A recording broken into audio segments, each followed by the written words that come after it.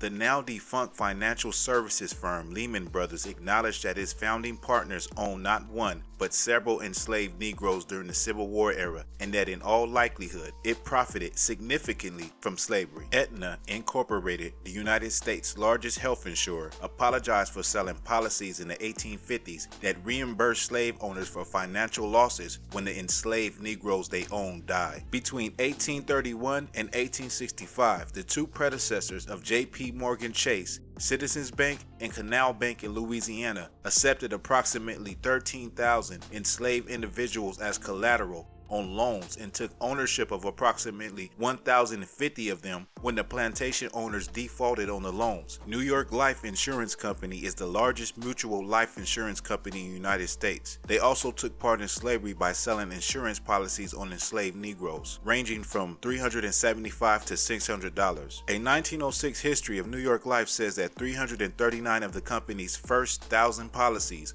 were written on the lives of slaves. Wachovia Corporation, now owned by Wells Fargo, has apologized for its ties to slavery after disclosing that two of its historical predecessors owned enslaved Negroes and accepted them as payment. N&M Rothschild & Sons Bank in London was linked to slavery. It has been revealed that Nathan Mayer Rothschild, the banking family's 19th century patriarch, made personal gains by using enslaved Negroes as collateral in dealings with a slave owner. The Mobile and Girard Company, which is now part of Norfolk Southern, offered slaveholders $180, the equivalent of $3,379 today apiece, for enslaved Negroes they would rent to the railroad for 1 year, according to the records. USA Today has found that their own parent company, E.W. Scripps and Gannett, has had links to the slave trade. Fleet Boston evolved from an earlier financial institution, Providence Bank, founded by a John Brown, who was a slave trader and owned ships used to transport enslaved Negroes. CSX used slave labor to construct portions of some U.S. rail lines under the political and legal system that was in place more than a century ago. Individual enslaved Negroes cost up to $200, the equivalent of $3,800 today, to rent for a season, and CSX took full advantage. The Canadian National Railway Company is headquartered in Montreal, Quebec, that serves Canada and the Midwestern and Southern United States. The company also has a history in which it benefited from slavery. The Mobile in Ohio, now part of Canadian National, valued their slaves lost to the war and emancipation at $199,691 on record. The amount is currently worth $2.2 million. Brown Brothers Harriman is a Wall Street bank that owned hundreds of slaves and lent millions to southern plantation owners, merchants, and cotton traders. Brooks Brothers, the high-end suit retailer, got their start selling slave clothing to various slave traders back in the 1800s. Barclays, the British multinational banking and financial services company headquartered in London, has now admitted that companies it bought over the years may have been involved in the slave trade. AIG bought American General Financial, which owns U.S. Life Insurance Company. U.S. Life Insurance Company used to insure the lives of slaves. Brown University, named for the Brown brothers who gave money to the university. The two were slave traders. Another ran a factory that used slave-grown cotton. Also, University Hall was built in part by slave labor. Harvard Law School was endowed with money from Isaac Royale, an Antiguan slave owner and sugarcane grower. Princeton raised money and recruited students from rich slave-owning families in the South and the Caribbean. Princeton was not alone in hitting up slave owners and traders for money and students. So did Harvard, Yale, Penn, Columbia, Rutgers, Brown, Dartmouth, and the University of Delaware. By the mid-1700s, most Princeton students were the sons of slave owners. Many of Columbia's students were sons of slave traders. Tiffany & Co. was founded with the profits from a cotton mill in Connecticut that processed slave-grown cotton. Yale University. Money from slave trading went to its first endowed scholarships, professorship, and library.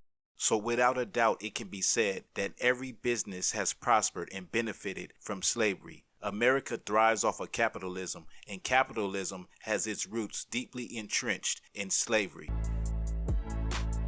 Hey, thanks for watching. Make sure you subscribe to Black Authentic Truth on YouTube and Facebook.